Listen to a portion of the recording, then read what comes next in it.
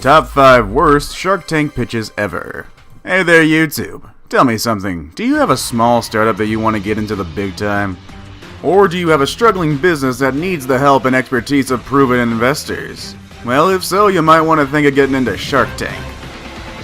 For those of you who are not familiar with this show, Shark Tank is a show that started in 2009. It shows aspiring entrepreneurs making business presentations to a panel of investors called the Sharks. Their goal is to convince one or more of the Sharks to invest in their business. A pretty simple concept for a show, but now it's one of the most popular shows on TV. Hundreds upon hundreds of entrepreneurs have tried their luck in the tank, and some of them have even made it big. And then again, there are some that, well, didn't make it that big. For almost 10 years now, the Sharks of Shark Tank have partnered up with small business owners with an amazing concept for a business. Sometimes they give businesses loans, and sometimes they even try to buy the business outright. Are you familiar with brands like Scrub Daddy, Tipsy Elves, RICHEST, and Lumio, among others? Well, actually, to be honest, I don't think I've ever heard of these, but I digress. Well, guess what? They all got their big breaks from Shark Tank. Needless to say, many basement and garage companies have turned into multi-million-dollar businesses thanks to the help of the Sharks. However, if you are thinking of getting into the show, you have to be well prepared if you don't want to get publicity for all the wrong reasons. Number 1. Your product has to make sense and already has a ready market. Number 2. You need to have a sound business plan. Lastly, prepare for the interview of a lifetime. Always be ready to present realistic figures, because if you don't, you'll probably end up on part 2 of this list someday.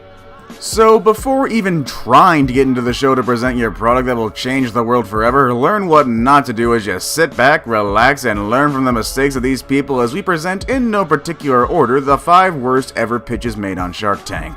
However, before we go into that, maybe I can interest you in the subscribe button right there. It's pretty easy to click on it because then you get tons and tons of content from us. If you click the bell icon, then you get every bit of content from us. It's a win-win situation here.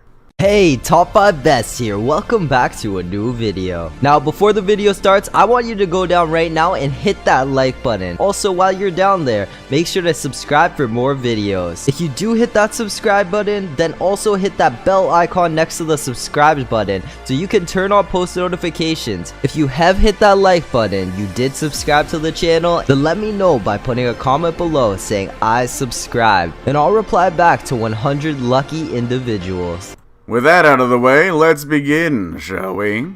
Number 5. The Skinny Mirror. Belinda James thought she had the perfect solution for women who have little or no self-esteem because of their weight issues. The Skinny Mirror. Now, this may sound like it belongs to more of a circus sideshow rather than the dressing rooms of, for lack of a better term, big-boned women. The mirror works by making anybody who looks into it look instantly slimmer. Kinda reminds you of the mirror mazes I went to when I was a kid. Oh god, I got lost in those for a month. Although only ever selling $80,000 worth of her mirrors, frankly speaking, I'm surprised she was able to sell any. She unrealistically valued her company to be worth $1 million, asking the Sharks for $200,000 for a 20% share of her business. Okay, Belinda. Can I call you Belinda? I'm gonna level with you here. A mirror that makes you look skinnier. I'm confused on what this product is supposed to do. Does it make women feel good about themselves because they look skinnier when they see their reflection, even though clearly knowing that it's just a reflection? Or did she intend for this to just be a novelty gag item, which is what it seems to be? I mean, I really don't know. I'm not an entrepreneur like Belinda. I'm no businessman, but sheesh, I can spot this as a bad idea from a mile away. And apparently the Sharks did too, though. O'Leary even went on to say that James was lying to people and forbade the other Sharks from even thinking about investing. Okay, Belinda, back to the drawing board. Just take a long look in the mirror for yourself. I hate my life. Number 4. The Bed Rider. Now, most of the products on this list are downright stupid. In fact, some of them are probably just gag items that they just wanted to advertise on national TV because they got no life. However, this next product is not only insanely stupid, it has the potential to kill you. Don't believe me? Well, just search the images online of this product and you'll see exactly what I mean. Presenting for your delectation, the Bed Rider. The concept was simple. You had a pickup truck and you needed somebody to sit comfortably on its bed, you can just strap on the Bed Rider and away you go. Think of it as a car baby seat, but, well, for dumb adults. Probably dumb drunk adults. Just really dumb adults. The brainchild of George Conway, the Sharks were given the opportunity to join in on this revolution in safety seat technology for only $200,000 for a 15% equity in the company. To Conway's credit, he was a very animated salesman. It genuinely was fun watching him strapping one of these death traps to the back of a pickup. However, his salesmanship could only get him so far. When asked by Lori if whether the bedwriter had undergone any crash testing, Conway happily said yes, but only by accident. Ooh, that's gonna hurt your chances there, George. In the end, no offer was made, with O'Leary even telling Conway to drive the pickup off a cliff. I guess it's all for the best, though. Given what the product is, it's a lawsuit waiting to happen. Anyway, no one in their right mind would have given this thing a passing mark in safety tests. Number 3. Tycoon Real Estate. Now, in all fairness to most of the people behind the products on this list, they all seem to be honest people genuinely believing that they have something special. Well, maybe not the plastic phone guys, but hey, that's why I said most. Anyway, compared to the rest of the items on this list, this had the word scam written all over it. Or maybe the person behind it genuinely thought it was a viable business, who knows. Anyway, here is Tycoon Real Estate. There was an instance wherein the Sharks did not only hate the idea, some of them even hated the man behind it. Tycoon Real Estate is a real estate crowdfunding service that, according to CEO and founder Aaron McDaniel, serves as a way for average people to invest in real estate. He clearly thought that this was the next big thing in real estate investment. Without saying, the business model set alarm bells ringing for all of the Sharks. McDaniels wasn't able to convince the Sharks that this was a safe and legitimate business model. Cuban himself said the idea was a scam. Conquering called it spooky. However, surprisingly, O'Leary was willing to make an offer on it, on the condition that he would own half of the company and rebranding it under his own name. Needless to say, McDaniel refused and he was quickly shown out the door. Something tells me that McDaniel should have accepted the offer, or better yet, he should be thankful that some made an offer in the first place. I mean, the Sharks are pretty much experts when it comes to real estate investment. Clearly, O'Leary saw something in this venture, otherwise he wouldn't have even attempted an offer. Well, hindsight is 20/20 after all. Number 2, the Chimera. That's spelled with a KY, by the way, to make it extreme. Okay guys, if you want to look for people to invest in your business, it's a good idea to have a business first before coming up with a sales pitch. This is a lesson Jason Woods learned the hard way. Now, Woods' invention, the Chimera, looked to be a very good product indeed. It was a fully electric bodyboard. Think of it as something like a cross between a bodyboard and a jet ski, but battery-powered. Woods was asking for $250,000 for a 20% stake in his company. Now, the product was good, the rest of the pitch, not so much. First of all, Woods didn't have a patent for the Chimera. Second, he has no working product.